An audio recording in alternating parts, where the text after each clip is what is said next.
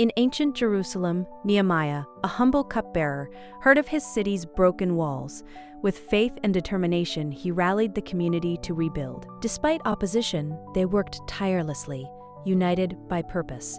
Each family took a section, laboring day and night. Their efforts restored not just walls, but hope and dignity.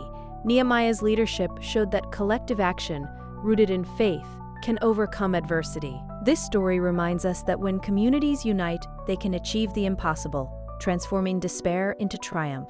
What walls can you help rebuild today?